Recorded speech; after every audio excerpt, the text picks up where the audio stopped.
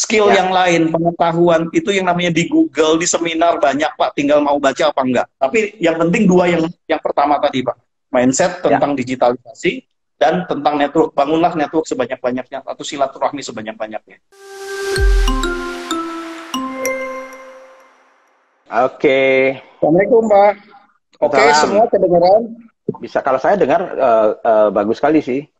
Cuman tetap videonya sih kurang anu ya. Anyway, Oke, kita lanjut aja ya. ya Pak. Minimal suaranya juga nanti sambil jalan.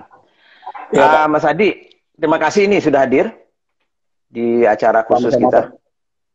Sama-sama. Uh, Saya yang terima kasih. Sangat terhormat.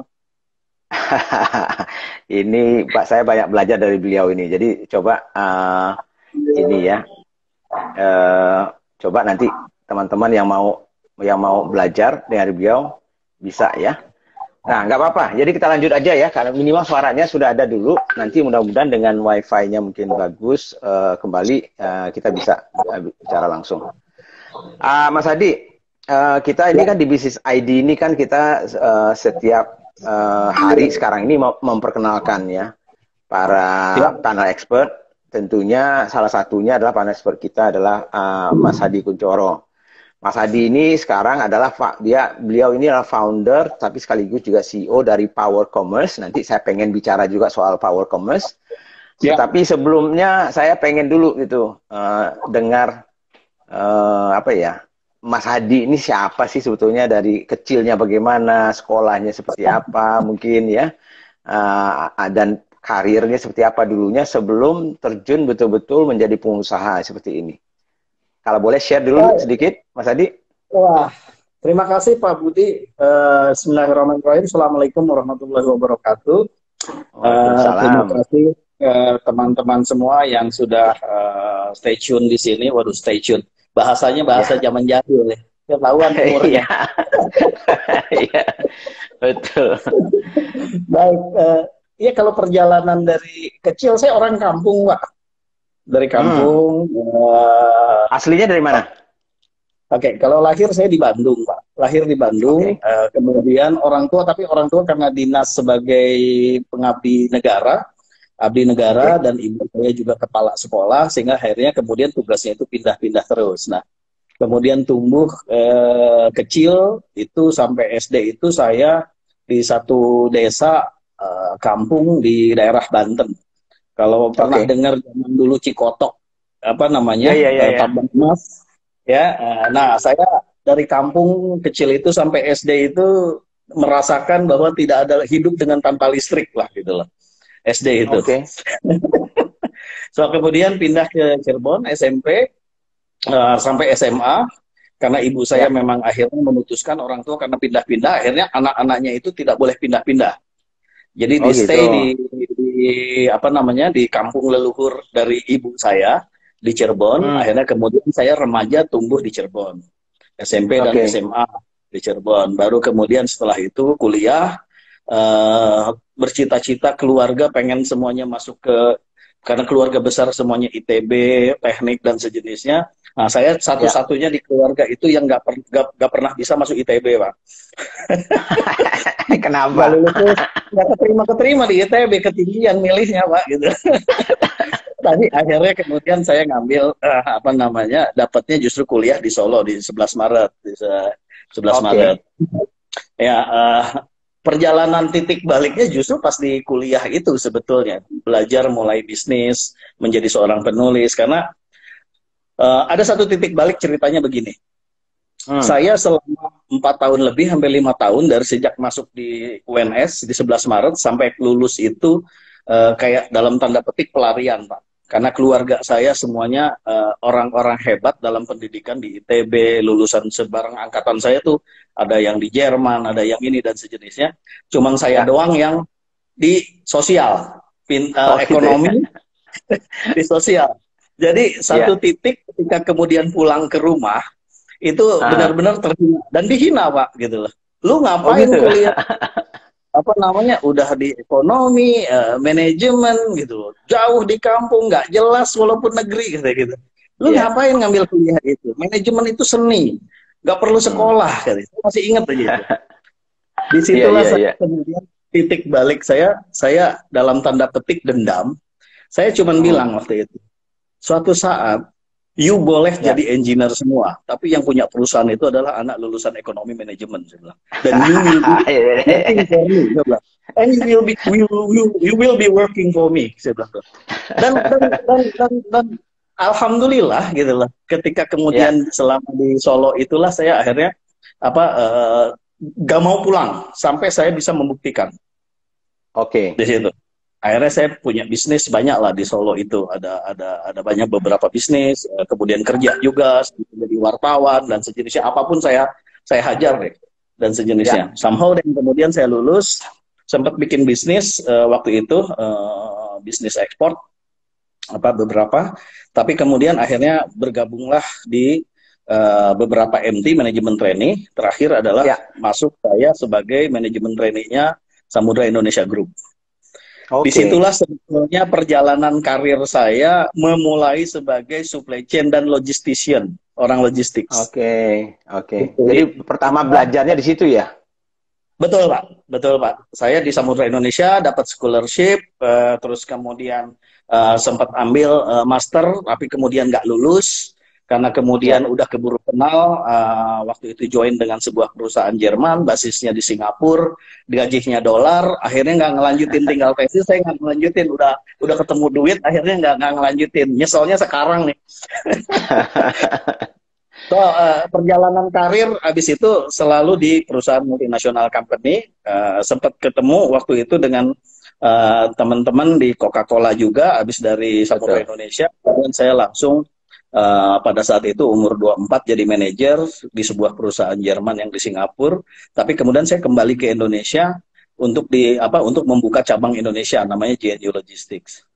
3 tahun di sana, 4 tahun di sana saya kemudian jadi GM, sekitar umur 28 lah waktu itu umur jadi GM. Jadi membangun JNU Logistics dari nol sampai punya cabang di Indonesia, dan kemudian juga punya sekitar 7 kantor cabang di Indonesia, 186 karyawan waktu itu dari nol saya bangun Indonesia itu ke Indonesia. Nah disitulah kemudian waktu itu JNU Logistics itu adalah satu-satunya pionir logistik supply chain company yang fokus hanya melayani perusahaan-perusahaan dengan produk-produknya yang dangerous good, Pak. Jadi mulai dari betul, chemical, oil, gas, pharmaceutical dan sejenisnya. Nah, saya termasuk zaman itu 99 sampai awal-awal 2000 itu termasuk salah satu dari segelintir manusia di Indonesia yang punya professional certification di dangerous good, certification supply chain and logistics. Nah, itu ada sertifikasinya juga itu? Ada, Pak. Jadi karena saya kemudian tidak mengambil jalur akademik, kalau ngelihat CV saya banyak, akhirnya saya mengambil professional certification, Pak.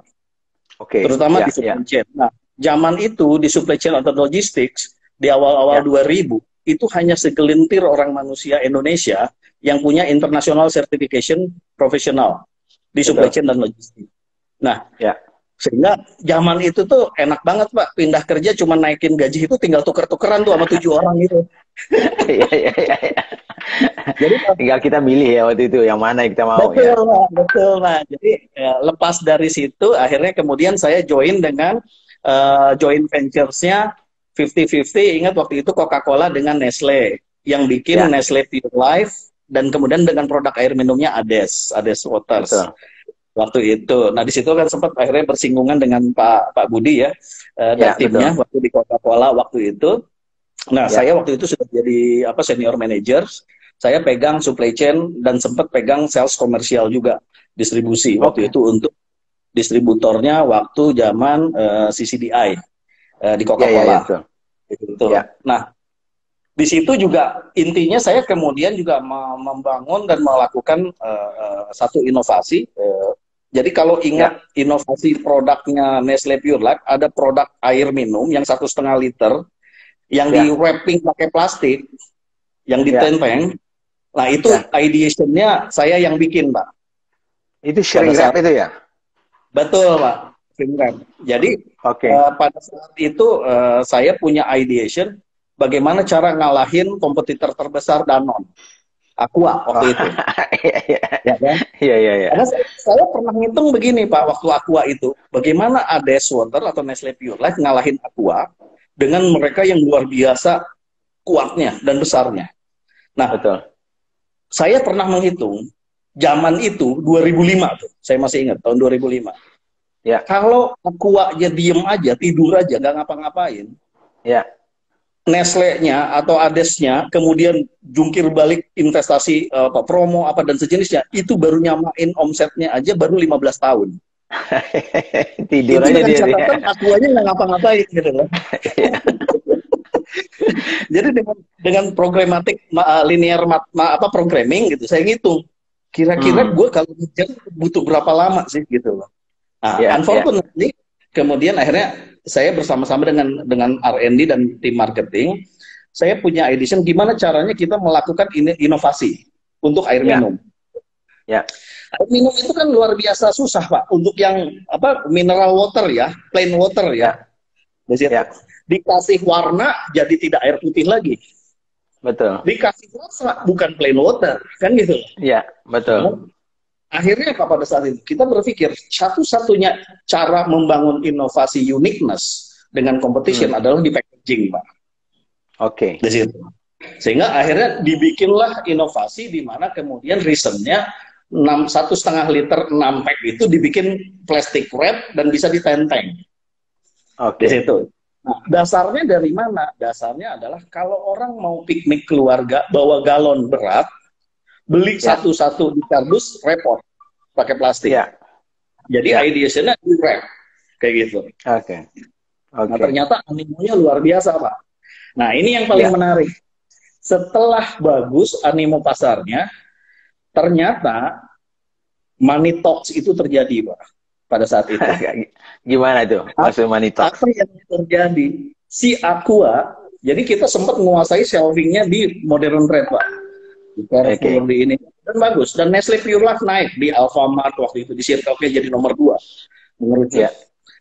And somehow, si Aquanya itu punya duit banyak. Oke. Sehingga apa? Diblokirlah shelvingnya kita, Pak. Ya. Diblokirlah shelvingnya kita. Akhirnya apa? Kita nyerah, Pak. Gak bisa kita masuk. Nah, itulah yang saya bilang, in the end of the day, how creative we are, in the end of the day, ketika urusannya sama duit, money talks, Pak. Dihabak sama mereka, cilaka kita, gitu. Nah, saya tahu itu karena apa, Pak? Simple. Jadi pada saat itu, saya mau dibajak sama Aqua. Oke. Ketemulah direkturnya. Nah, dia bercerita, Hadi, terima kasih idenya, kamu udah bikin inisiatif ini.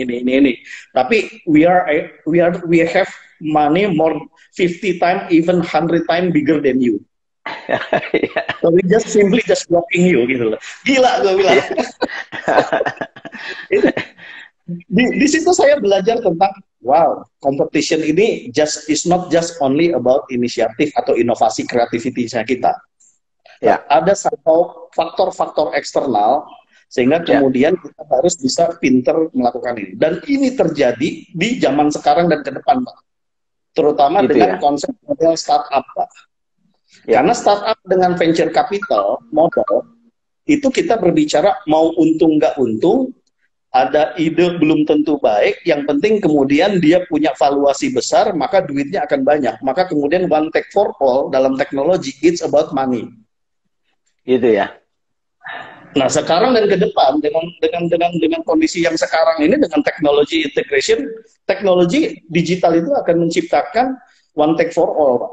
Sehingga kemungkinan untuk tadi money game, money talks, kekuatan uang, kapitalistik itu sangat bisa melakukan apapun di situ. Ya. Nah, makanya saya membayangkan flashback, gila, zaman dulu tahun 2005 tuh nggak ada apa-apanya gitu loh, dibandingkan zaman sekarang gitu loh. Iya, sekarang kalau di saya sih nggak pernah saya mikir waktu saya jadi CEO pun mau bakar duit yang seperti itu nggak akan kepikir sama saya. Exactly, Pak. Betul. Iya. Selalu ditanya top line, Tapi abis gitu bottom line tuh yang menjadi sangat sangat key kan gitu loh, sangat kuncinya di situ. Mau sehebat apapun atasnya, ketika tidak profit akan rusak kan gitu loh semuanya di situ zaman itu. Betul. Tapi kan sekarang tidak begitu, makanya saya bilang sekarang itu jauh lebih luar biasa gitu. Creativity enough, tapi network relationship terutama dengan money owner, source of resources, money owner itu menjadi juga sangat penting saat ini. Dari itu.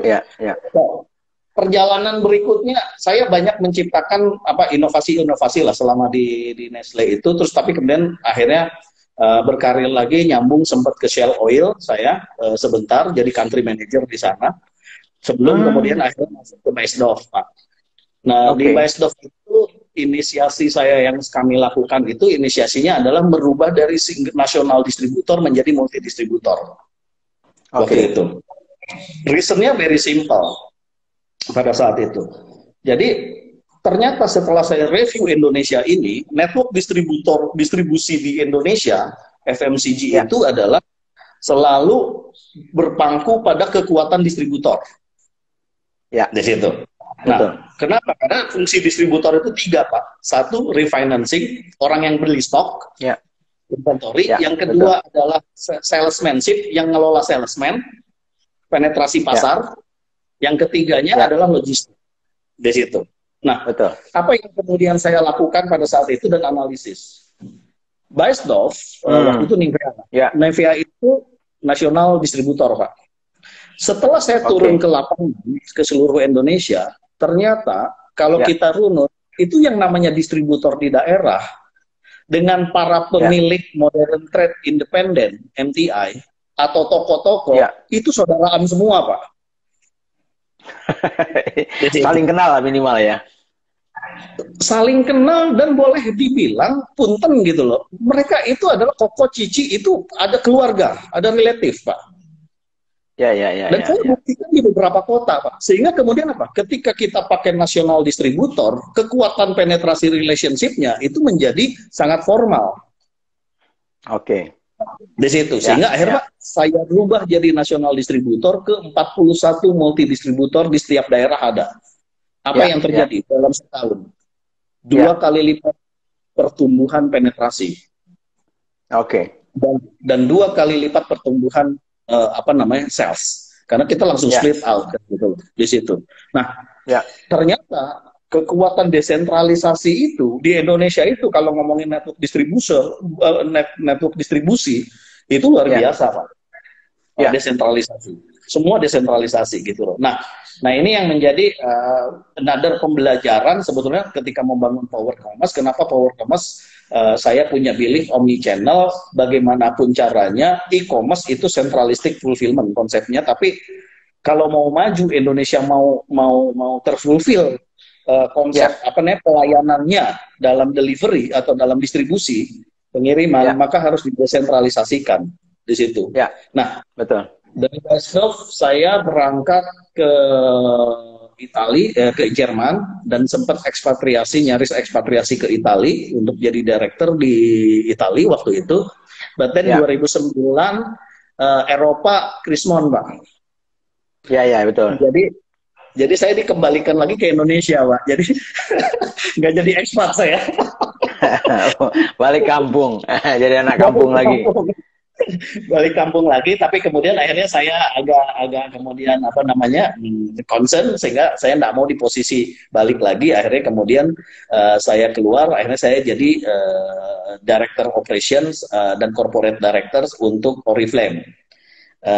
Nah, di Oriflame inilah 2009 saya mengenal yang namanya MLM berbasis online. Disinilah pertama kali saya mengenal e-commerce, Pak. 2009.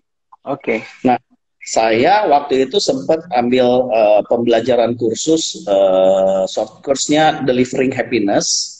Bukunya kalau teman-teman tahu e-commerce itu yang bikin adalah Tony Hsieh.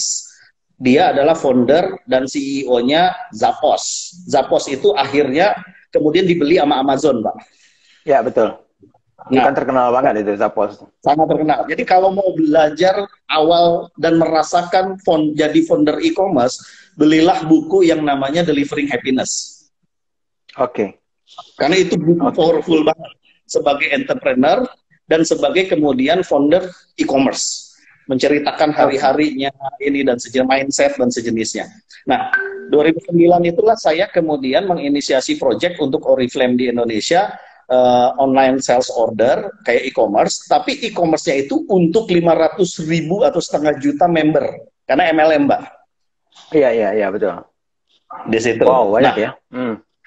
Setengah juta Pak waktu itu. Nah, disitulah ketika di online kan inilah, dan plus kemudian 2009 mulai boomingnya Facebook, sosial media Facebook dan BlackBerry waktu itu, BBM, zaman itu. Nah, jadi saya mengkonekkan ibu-ibu arisan itu, orang Indonesia kan males dan malu untuk jualan Pak. Tapi kalau untuk dapat komisi sama jalan-jalannya dia pengen. Tapi disuruh jualannya jualan kagak. Iya kan, apalagi MLM gitu loh di situ. Nah, sehingga kemudian kita menciptakan mereka bergaul di Facebook, kolektif order yang ada di Facebook, grup-grup Facebook itu, kita tap in back end-nya ke belakang jadi ke order sales di e-commerce-nya Oriflame, Pak. Ya. Nah, dengan e-commerce model di MLM itulah Oriflame dari 63 negara seluruh dunia, Indonesia yang tadinya nggak punya ranking jadi nomor 1 di Asia dan nomor 3 di global Oriflame untuk gitu ya? Ya Pak. Dan kita dalam 2 tahun itu meningkatkan omset dari 0 sampai ke 3 kali lipat. Wow. Di situ. Ya. Barulah 2011 saya ketemu Nadim, ditelepon Nadim, dia cuman bilang, "Mas, kita mau bikin e-commerce." 2011 bulan September tuh saya masih ingat. Ya. Oke, e-commerce apa? Inkubatornya Rocket Internet dari Jerman. Oke. Ya betul. Nah, karena saya memang basisnya banyak kan dengan Jerman gaulnya kan gitu loh. Pernah selama juga di Hamburg gitu. Jadi akhirnya saya nggak langsung berpikir panjang, Pak. Ya. Bahwa saya believe pada saat itu e-commerce will be the future business model in Indonesia and Southeast Asia. Ya. Saya nggak memperhitungkan apapun, langsung saya join, gabung sama Nadim waktu itu. Oke. Ini sebelum mana ya? Sebelum Gojek ya? Sebelum Gojek, Pak. Jadi masih Rocket, dan situlah kita bikin bulan Novembernya itu, sebulan berikutnya, kita di sebuah rumah di Tirtayasa. Jadi tugas saya pertama dengan Nadim itu nyari kantor, dan kantornya akhirnya di rumah, Pak, di Tirtayasa. Daerah Tirtayasa situ. Nah, kemudian 1 bulan berikutnya jadilah yang namanya Zalora. Oke. Dari situ 3 bulan berikutnya jadilah namanya Lazada. Oke. Namun kemudian di split out. Nah, Zalora Lazada itu cuma simpel, Pak. Lazada mengcopy Amazon, Zalora mengcopy waktu itu Zalando di Jerman. Oke. Di situ. Jadi tuh ATM, Pak. Amati, tiru, memodifikasi gitu. Itu cuma itu doang, Pak. Tapi dari luar negeri kan gitu loh. Ya betul. Dan e-commerce. Nah, kemudian 3 tahun, akhirnya kemudian saya exit dari sana. Setelah kemudian lebih banyak saya di Zalora akhirnya memutuskan. Baru 3 tahun di sana, saya masuk join dengan A-commerce. A-commerce itu pionir untuk e-commerce enabler di Southeast Asia. Nah, saya jadi co-founder dan juga jadi CEO untuk Indonesia. Nah, basisnya di mana? Singapura ya? Holding grupnya ada di Bangkok, Pak, di Thailand. Thailand ya. Di Thailand, Pak. Nah, kemudian saya mimpin hampir 3 tahun di sana. Tahun kedua kita udah profitable, dan dari 4 negara grup ASEAN di Indonesia waktu itu pada saat kepemimpinan saya, A-commerce kontribusi Indonesia itu 55%. Kita kontribusi terbesar dan kita profitable di situ. Nah, bagus. Disitulah pertama kali memulai yang namanya membantu teman-teman brand bagaimana untuk membuat dan kemudian masuk ke pasar e-commerce. Oke. Jadi e-commerce enabler itu membantu brand owner untuk masuk ke pasar e-commerce di situ. Nah, caranya gimana waktu itu? Jadi kita modelingnya, bedanya modelingnya gini, kalau e-commerce itu modelingnya adalah kayak e-distributor, Pak. Jadi distributor tapi untuk online channel salesnya di situ. Nah, yang membedakan adalah pada saat itu e-commerce itu membeli stok, Pak. Ya kayak distributor, Pak. Cuman channelnya dimasukin ke marketplace, ke e-commerce. Jadi buka official store di Lazada, di Tokopedia, di Shopee dan sejenisnya. Itu. Jadi kita kayak distributor, pokoknya lu targetnya berapa deh gitu loh di sini setiap akhir tahun dan sejenisnya, sehingga kita settlement. Cuman bedanya kemudian dia sebagai kayak distributor tapi untuk di online, spesifik online. Ya, ya. Nah, Betul. somehow kemudian pasar saya melihat berubah di situ. Dan kemudian setelah 3 tahun saya exit dari e-commerce. Ya. Nah, 2 tahun yang lalu lah kemudian saya membangun Power Commerce. Waktu itu sempat awalnya membuat feeder apa cikal bakalnya dengan Pak Subiakto, Pak Keke dan sejenisnya ya waktu itu. Namun sepertinya memang kurang lanjut perjodohannya, sehingga akhirnya saya melanjutkan dengan membangun Power Commerce. Namun secara conception Power Commerce ini adalah itu cita-cita saya dari sejak waktu di e-commerce sebetulnya. Kenapa saya bikin Power Commerce? Gini ceritanya, backgroundnya Power Commerce itu adalah enable technology sales channel dan supply chain management. Dalam rangka konsep omnichannel. Memang agak susah nih terminologinya Pak Budi ya, to be honest. Dan sampai sekarang saya belum bisa menemukan terminologi yang mudah dipahami. Karena memang ini makhluk baru. Ya, tapi intinya begini. Kami membantu para brand owner connecting ke marketplace, ke online channel, tapi juga connecting dengan offline-nya, Pak. Nah, bedanya dulu e-commerce, teman-teman e-commerce enabler yang lain tidak connecting, Pak, dengan offline-nya. Nah, kami connecting. Nah, begitupun di online-nya, sales channel-nya kami bukan hanya marketplace, Pak. Jadi, kami bawa brand, contoh misalnya Soho Farmasi itu salah satu kliennya kita. Ketika melihat Soho Farmasi official store atau Imbus Store yang ada di Tokopedia, di Lazada, Shopee dan sejenisnya, itu sebetulnya Power Commerce yang bangun, Power Commerce yang operate. Jadi tetap dengan nama brandnya yang prinsipalnya begitu ya. Betul, Pak, betul. Nah, yang membedakan adalah kami bukan hanya marketplace, Pak.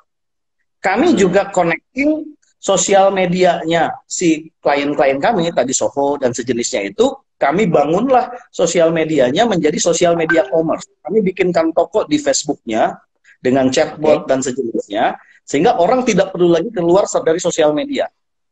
Nah, selain sosial media, kami juga bikinkan toko atau sales channel online-nya untuk di chat commerce atau messaging. Di Messenger. Seperti apa? WhatsApp gitu?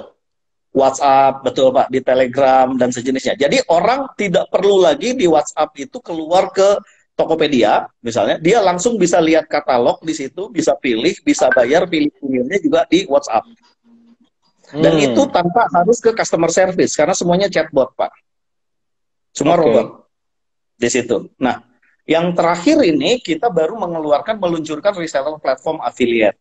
Jadi teman-teman yang mau jadi reseller affiliate, maka tinggal daftar jadi reseller untuk Mustika Ratu misalnya kayak gitu, atau kemudian Halal Plaza yang kemarin baru kita luncur.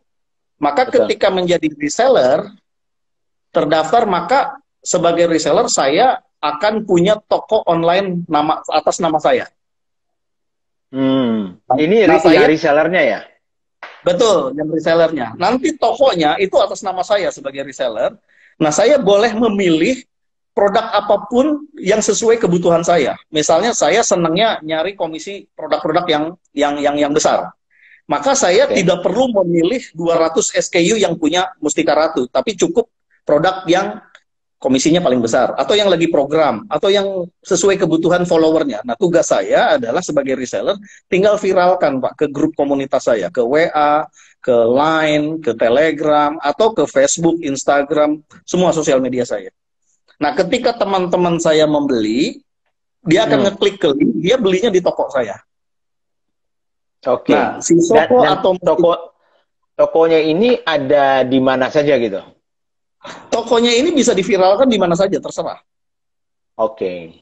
Tapi ketika kemudian Pak Budi, misalnya follower saya, punten gitu, di Facebook, Pak Budi tertarik pengen beli, maka ngekliknya akan ke toko saya. Jadi di toko Pak Budi Kuncoro /mustikaratu.com, reseller platform. Di situ. Nah, ketika Pak Budi bayar, kita kirim barangnya itu dari distributor atau dari gudang toko Mustika Ratu terdekat dari alamat Pak Budi. Oke. Jadi di dropship. Nah, ketika customer terima, saya dapat komisi sebagai Oke. reseller.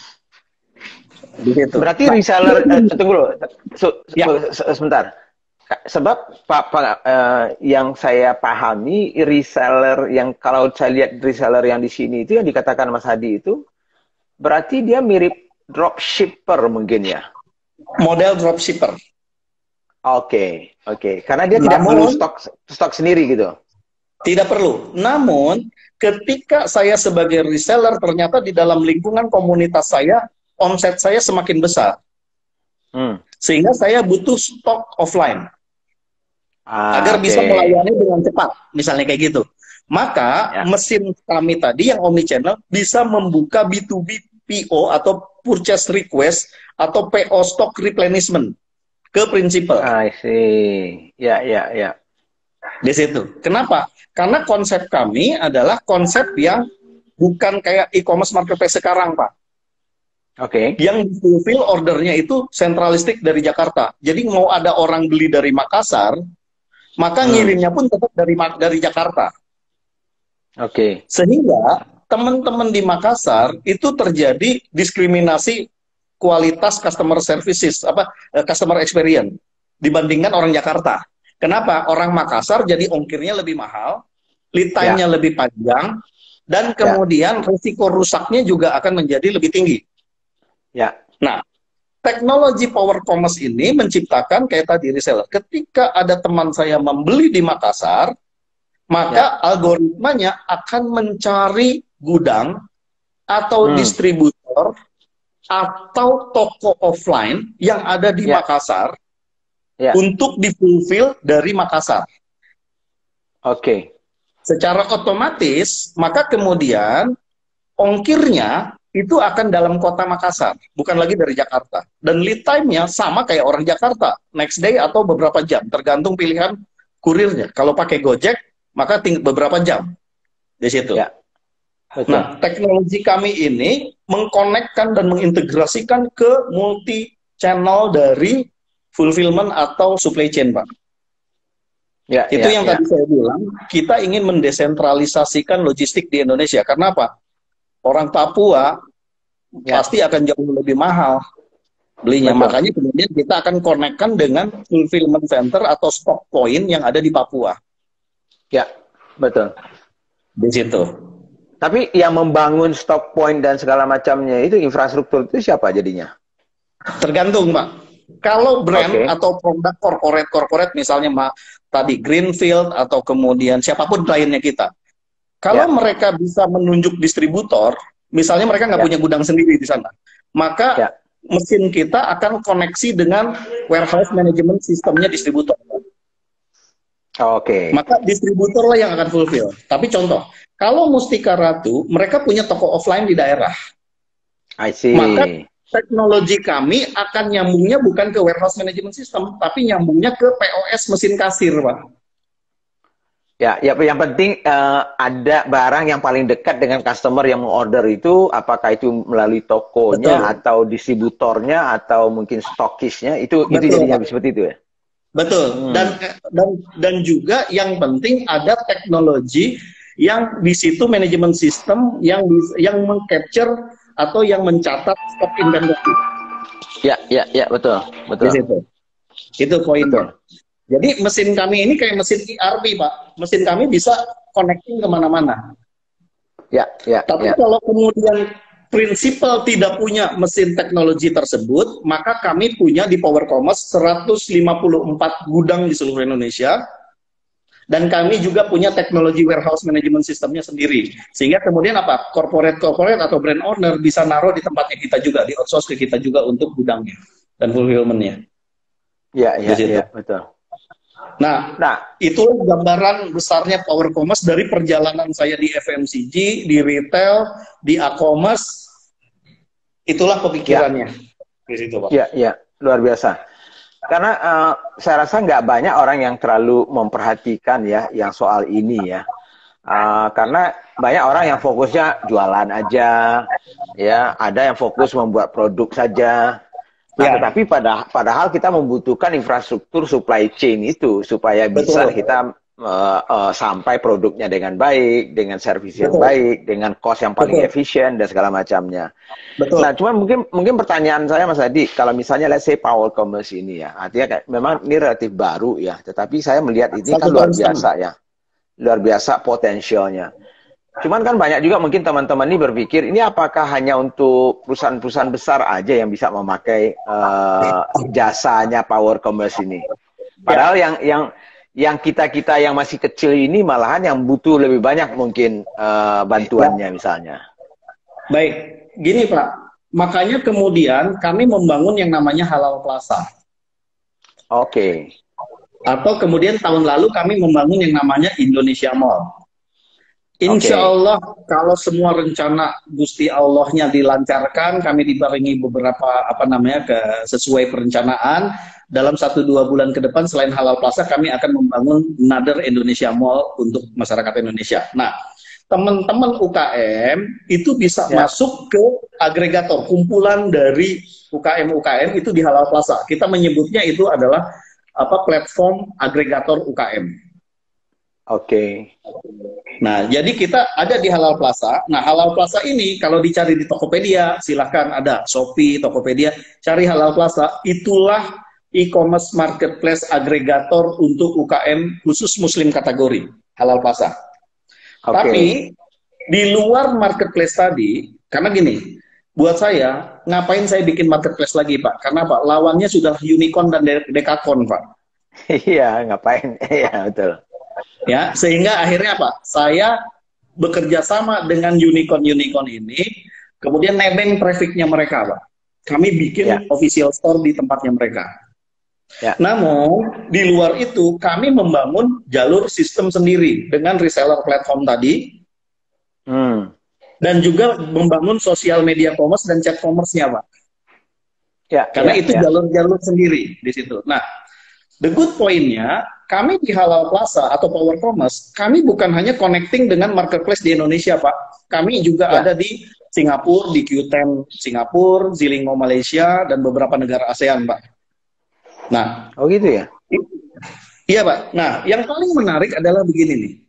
Insya Allah kita bulan depan akan penetrasi ke Malaysia. Jadi ceritanya begini. Yang reseller platform tadi, Ya. kita akan bawa rencananya ke luar negeri, Pak. Oke. Ya. Nah, bayangkan di Malaysia itu ada sekitar hampir 4 juta TKI atau orang Indonesia yang di sana, termasuk yang ilegal-ilegal, Pak. Yang legal Ya, mah betul. paling 2 jutaan ya gitu loh. Ya, Hong Kong, Taiwan ada sekitar hampir 1 juta, Pak. betul. Singapura banyak. Nah, itu aja pasar, Pak. Ya. Nah, kami mencari pentolan-pentolan yang bisa jadi reseller agency virtual kami di sana. Nah, mereka Hmm. mendaftar jadi reseller, sebenarnya mereka kemudian tinggal memviralkan ke teman-temannya di negara tersebut. Entah itu ke teman Oke. TK pekerja Indonesianya atau ke teman yang di negara tersebutnya. Ya. Nah, kami sekarang punya fulfillment center, supply chain, logistic service untuk bisa mengcover negara di ASEAN tadi, Pak. Jadi contoh Oke. misalnya gini, ke Singapura, kami nggak nyetok di Singapura, Pak. Stoknya tetap di Jakarta, Pak. Kami kirim dari Oke. Jakarta, ya, selama ordernya di setiap hari satu order itu di bawah $1.000 Singapura. Barang apa sih Oke. orang Indonesia? Barang Indonesia mah nggak semahal itulah gitu loh, ya kan? Ya. Di situ. Nah, kita fulfill dari Jakarta, Pak. Hmm. Nah, kami kayak ke Singapura itu dapat sekitar $4 Singapura, Pak, per kilo, Pak. Lebih mahalan ke Papua, Pak. 170 Iya. ribu per kilo, Pak, daripada ke Iya. Singapura. Dan Emang 2 iya hari, sih. Pak. Nah, jadi reseller platform yang kami lakukan tadi, itu bisa kami lakukan untuk melakukan penetrasi ke luar negeri tanpa harus berjoin dengan Amazon, dengan Alibaba, dan sejenisnya. Kita bisa Ya. bangun jalurnya sendiri di Ya. situ. Nah, inilah apa ya yang kami bangun saat ini di mesin, we call it as an omni-channel solution technology platform di Power Commerce, Pak. Nah, yang UKM tadi kembali masuk di agregator, nanti kita akan urus semuanya, Pak. Nah, insya Allah kalau sesuai rencana semuanya, Q4 buat teman-teman UKM nanti akan kita siapkan untuk yang SaaS modelnya, Pak. Software as a service. Jadi nanti bayarnya subscription bulanan. Insya Allah kita Q4 kita akan siapkan untuk itu, Pak. Jadi tapi itu berarti tapi masuknya itu tetap lewat agregatornya ya berarti ya? Kalau yang mau dikelola sama kita lewat agregatornya. Tapi kalau nanti lewat SaaS, itu bisa ngelola sendiri, Pak. Kami cuman softwarenya saja. Oke. Jadi monthly subscription fee atau annual subscription fee kayak gitu ya? Betul, Pak. Betul. Ya, kayak gitu. Luar biasa. Jadi kalau misalnya let's say ini teman-teman ini sudah kan ada juga yang teman-teman UKM ini bukan berarti mereka semuanya kecil sih, ada juga yang sudah besar mungkin ya, yang pengen misalnya memakai jasanya Power Commerce ini. Itu caranya bagaimana? Apakah harus ada kurasi dulu atau hanya sekedar meeting dulu, kemudian nanti di situ ditentukan? Oke, ada dua. Kalau itu mau langsung pakai full servicesnya kita, kayak corporate, kita langsung meeting. Kita akan review semuanya, Pak, di situ. Sehingga Pak, yang penting buat kami kalau memang kayak mau corporate itu sebetulnya mau visi dan visinya ke depan itu kayak apa? Ya, karena Pak, membangun e-commerce itu bukan hanya tentang membangun kemudian setelah bikin official store di Tokopedia, di Lazada, Shopee, atau bikin website e-commerce, social commerce, ujuk-ujuk order datang dari langit. Enggak, ini harus dikelola. Direncanakan, investasi, di planning dan sejenisnya itu satu. Tapi kalau mau masuk UKM, teman-teman UKM mau masuk ke ke ranah agregator tadi, misalnya ke Halal Plaza, itu ada bisa didaftar Pak di websitenya. Nanti kita akan kurasi, Pak. Kita akan kurasi produknya semua, quality, packaging dan sejenisnya. Tapi the once ini lulus, kita akan taking care. Mulai dari foto, description, banner, kita akan urus semuanya. Jadi boleh dikatakan ya hampir ya pokoknya gue fokus produksi aja ya, bangun value-nya, produksinya dan segala macamnya. Betul, Pak. Teman-teman fokusnya di produksi dan membangun visionary value proposition. That's it. Nah, enak juga ya. Sisanya kasih ke Power Commerce gitu ya. Siap. Jadi saya nggak mikirin lagi buka tokonya, saya nggak mikirin lagi bagaimana membangun reseller ya. Bagaimana saya membuka Facebook, saya nggak ngerti Facebook. Kadang-kadang banyak juga itu bisnis-bisnis yang bagus-bagus, besar-besar, tapi mereka nggak melek teknologi misalnya ya. Ini yang penting. Terakhir ini Facebook kan baru membuka dan gencar-gencarnya mengendorse dan mengempower Facebook Marketplace, Pak. Yes, betul. Ya, ini powerful loh Pak buat di daerah. Saya kasih tahu aja. Namun memang sayangnya belum nyambung dengan payment sama logistiknya, Pak. Jadi tetap payment dan logistiknya manual di luar. Tapi kalau untuk traction, Facebook Marketplace ini powerful. Sekarang udah mulai sangat powerful, Pak. Gitu Social ya? commerce itu.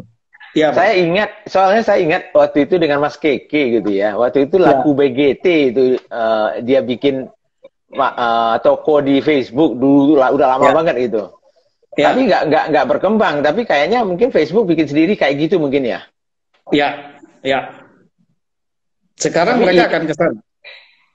Tapi itu lebih ke e-commerce-nya berarti ya. E-commerce-nya, Pak, e-commerce-nya. Nah, kami sendiri di Power Commerce ini dengan sosial media commerce-nya, platform kami sudah API dengan Facebook, Pak. Jadi kita punya kanalnya sendiri, Pak, di situ. Kita punya kanalnya sendiri dengan Facebook, dengan WhatsApp, API dengan mereka. Sehingga apa? Kami secara teknologi, katalog, payment gateway, sama kurir-kurir company-nya itu langsung tap in di dalamnya, Pak. Jadi nggak perlu keluar lagi, Pak. Ya. Oke. Kalau ini ada Harry ini nanya powercommerce.asia itu betul. Itu ya. Betul. Tadi ya. Itu website corporate kami. Ya, websitenya. Jadi kalau mau lihat gitu. Nah, karena waktu kita juga terbatas, Mas Hadi. Ya, Mungkin final words ya dari Mas Hadi nih. Ini teman-teman yang bisnisnya kecil, menengah, besar gitu ya. Future itu kan saya selalu mengatakan future-nya itu nantinya pasti ada berhubungan nantinya dengan teknologi, ya, perubahan-perubahannya, mungkin soal ya. ini sarannya Mas Hadi sendiri ke teman-teman ini apa yang harus mereka siapkan supaya tetap relevan sekarang dan masa datang. Oke. Pertama, mindset harus berubah. Jangan pernah berpikir dan nganggap enteng anak milenial. Itu dulu. Karena apa? Anak milenial ini gendeng semua gitu loh. Apa yang kita tidak pikirkan, mereka pikirkan dan mereka bikin. Oke. Terutama kaitannya terhadap teknologi, Pak. Oke. Di situ. Kenapa? Karena saya ingin bercerita. 2011 dulu, artinya kita berbicara 9 tahun yang lalu. Ya. Itu yang namanya e-commerce itu skeptical, Pak. Bahkan Ya. cynical. Ya. Sampai dibilang udahlah itu pasti akan apa namanya bubble kayak sama dengan .com atau .net zaman dulu dulu. ya.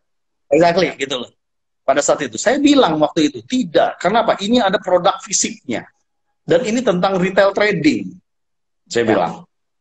Ya. Tapi ya tetap, Pak, sampai tahun keempat itu yang namanya corporate brand masih ketawa dan nggak percaya tentang e-commerce, Pak. Betul, betul. Dari situ. Nah, saya hanya ingin menceritakan bahwa kemudian sekarang ketika ada anak milenial masih muda berpikir saya mau bikin platform teknologi ini untuk mensupport bisnis ini, dengarkan, jangan disinikalkan. Ya, betul. Itu dulu mindsetnya. Yang kedua, kemudian ini Pak, yang penting. Setelah itu banyaklah bergaul dengan anak-anak yang terlibat di dunia digital dan teknologi ini, Pak. Ya. Kenapa? Karena dari network itu kita akan ketemu banyak startup dan platform. Akhirnya kita tahu satu dengan yang lain bedanya apa, dan satu dengan yang lain punya potensi in the futures-nya itu kayak gimana. Oke. Di situ. Nah, dengan mereka inilah, contoh misalnya kayak gini, teman-teman UKM kadang-kadang suka berpikirnya begini, kami ini kecil, omsetnya kecil, nggak mungkin lah kami deal dengan JNE. JNE terlalu besar lah untuk pick up ke rumah kami. Nggak begitu mindsetnya gitu loh. Betul. Karena di luar JNE banyak startup baru yang butuh customer. Yes, betul. Betul sekali. Cari network, mungkin startup baru itu mau pick up. Ya. Karena apa? Sekarang itu pertempurannya bukan kayak dulu lagi, yang startup yang kecil dan teknologi base itu jauh lebih bakar duit, manfaatkan itu. Ya. Betul. Di situ. Nah, ini yang menjadi penting bahwa kemudian networking, lakukan networking segera. Dengan siapapun, dan cari tahu ini teknologi apa lagi yang update. Oh, marketplace Facebook sekarang lagi heboh, lagi tren. Apa? Si Kode ini lagi bikin Trello, lagi heboh gitu loh. Nah, kita ikuti. Ikuti. Dan kemudian review kira-kira aplikasi di dalam bisnis kitanya kayak gimana dieksekusinya. Nah, cuman yang saya highlight jangan juga kemudian gini, ikutan terus seminar sana sini nggak eksekusi akhirnya puyeng sendiri gitu loh. Kebanyakan puyeng gitu loh. Nah, dua itu menurut saya karena apa? Problematika teman-teman UKM biasanya adalah funding atau permodalan, Pak. Sekarang nebeng dengan Tokopedia, nebeng dengan ini, waduh banyak banget Pak peer-to-peer lending yang bisa ngasih modal permodalan untuk produksi atau untuk working capital ya, modal kerja ya. Itu banyak banget Pak. Dan itu tidak perlu kolateral, nggak perlu jaminan ini itu dan sejenisnya. Selama syarat-syarat misal, contoh. Jualan di online selama 6 bulan, ada jualan terus setiap bulannya dan naik terus. Itu yang namanya peer-to-peer lending, startup, datang Pak ngasih modal. Iya, betul. Ya dia cari yang sudah terbukti tuh, datanya ada dan segala macam kan gitu. Betul Pak. Dan itu nggak perlu pakai kolateral jaminan, nggak perlu pakai teteh bengek diaudit enggak Pak. Nah itu berangkatnya dari mana? Network. Sehingga pengennya si Power Commerce Kenapa kita urus semuanya? Fokus pada produksi dan fokus membangun network value proposition. Bangunlah network. Nah, sehingga Pak teman-teman itu akhirnya menjadi bisa besar dengan cepat. Jangan sampai terjadi kayak masa lalu lah, UKM kayak masa lalu. Saya nggak ngomong yang sekarang ya Pak, masa lalu. Iya, iya betul. Ketika Betul. ordernya naik, kemudian either kualitasnya berkurang Turun.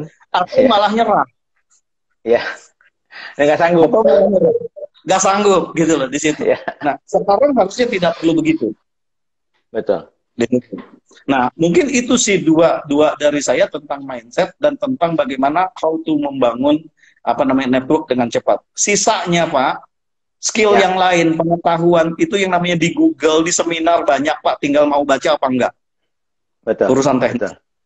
Tapi yang penting dua yang pertama tadi Pak, mindset tentang digitalisasi dan tentang network. Bangunlah network sebanyak-banyaknya atau silaturahmi sebanyak-banyaknya. Great talk. Terima kasih Mas Hadi. Ya, sudah sejam kita ngobrol ya, sudah mengambil waktunya Mas Hadi yang sudah luar biasa. Saya yakin teman-teman semua yang di luar sini pasti banyak lagi yang akan kita bisa pelajari dari Mas Hadi. Mudah-mudahan juga beliau akan membagi nantinya ilmu-ilmu tambahan tentunya. Dan silakan pantengin terus ya, lihat Instagramnya Mas Hadi Kuncoro ya, di Instagram kemudian di Power Commerce bisa dilihat ya, follow mereka. Dan mudah-mudahan juga nantinya tentunya di Business ID beliau juga akan bisa memberikan 1 atau 2 kelas ya, untuk teman-teman yang bisa mau belajar. Oke Mas Hadi, kalau gitu terima kasih banyak ya. Sampai jumpa lagi ya, soon ya. Dan teman-teman semuanya sampai jumpa besok, kita akan ketemu lagi sama salah satu lagi panel expert yang lain.